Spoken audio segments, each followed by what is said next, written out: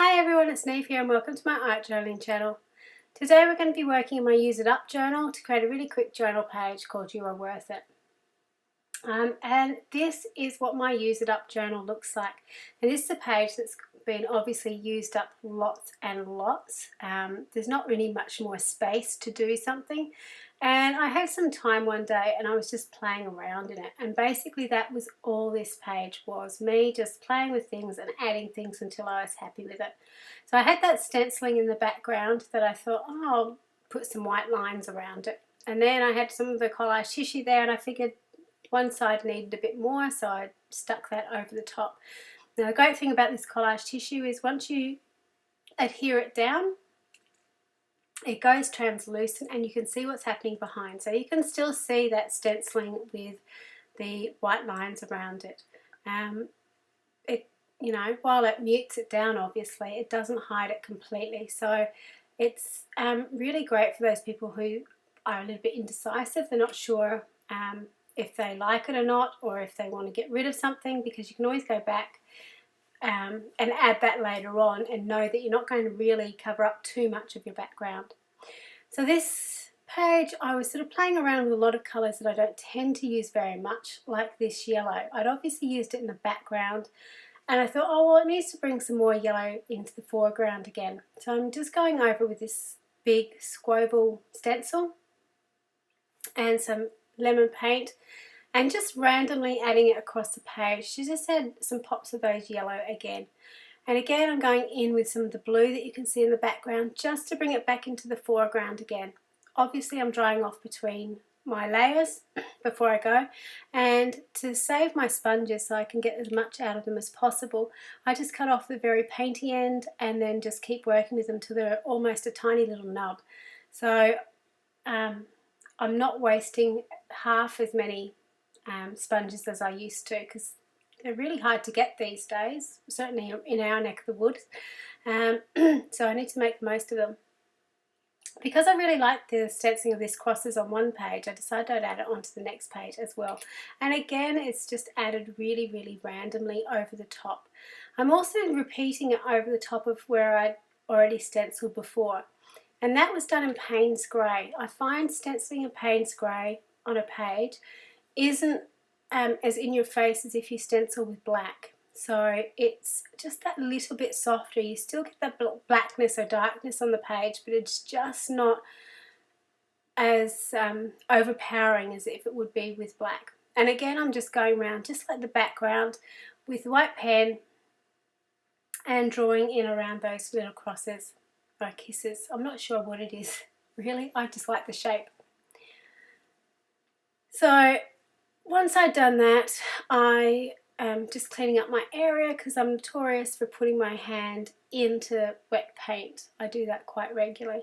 I'm just going through the little drawer next to me. I've got a whole heap of stuff in there. Most of it is my Dina Wakley collage tissues and stencils, because those are the ones I tend to use the most. So I have them sitting closest to my desk. I was going to use that triple faces stencil, but I decided in the end I was going to use this large face instead. And I don't tend to use large faces in my small journals very much, but I thought, particularly on this page, it would work quite well.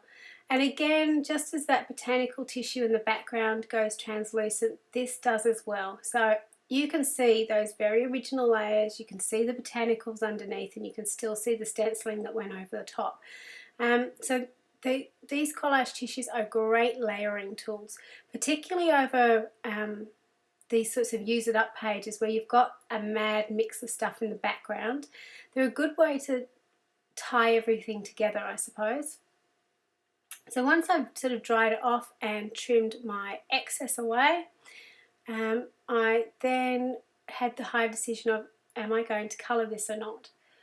Now, one of the bonuses, I suppose, of having those collage tissues is it looks like you've sort of drawn them on yourself, but I do like them having a little bit of colour on them.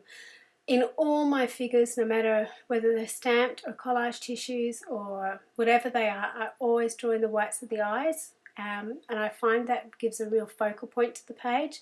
It just makes a real difference to the whole thing. So I decided I did want to put a little bit of colour in, so I'm going in with the scribble sticks and I'm just wetting them first and then just scribbling them over the tissue paper. And you'll see again the colour is quite translucent. Now you can make the scribble sticks a little bit more opaque than this, but I didn't want them to be opaque in this case. I did want to see what was happening in the background. I just wanted to tint the face so it stood out a little bit more from the background.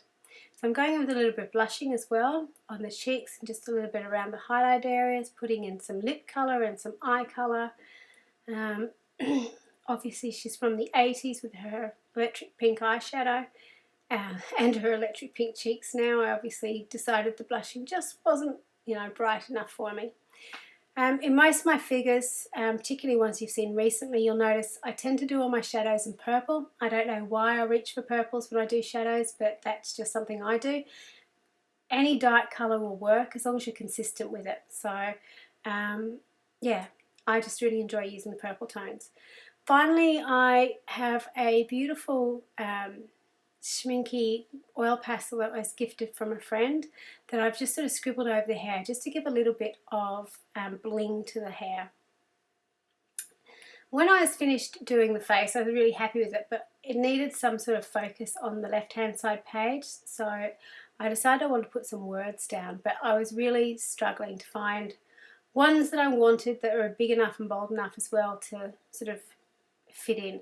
So again, I went back to the collage tissues and I found this one, You Are Worth It, that I thought worked in really well with the page. So you'll notice I've trimmed it down really close to the edge. I personally don't like having a white halo around my words. It really bugs me, so I trim any collage tissues I've got down as close as I can to the printing. Other people, it doesn't really bother them, so it's just totally up to you. One thing I also tend to do with all my words or letters is to just go around a little bit with the white pen, just to give it a little bit of a shadow and to pop it out from the background. I'm also going into the figure and just doing some quick sketchy lines, again to sort of pop it out from the background and to sort of tie it all together.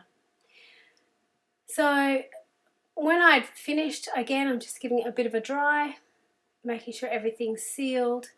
I'm just fixing up a few little areas and doing a little bit of journaling around the outside of the figure using my Stabilo All pencil, just to add a little bit more depth into the face again. So this is a close-up, and again in this close-up you can see all those layers coming through from the very original Use It Up background through the collage tissues and the stenciling, then more collage tissue over the top. It's a great way to sort of layer up your work. I hope you have a go at doing this and having a Use It Up journal and having a go with using your collage tissues as well. Please have a look at some of the videos you'll see on your left hand side, and if you're not subscribed so far and you like the content you see, just hit the button above and you can subscribe to my channel. Until next time, bye for now.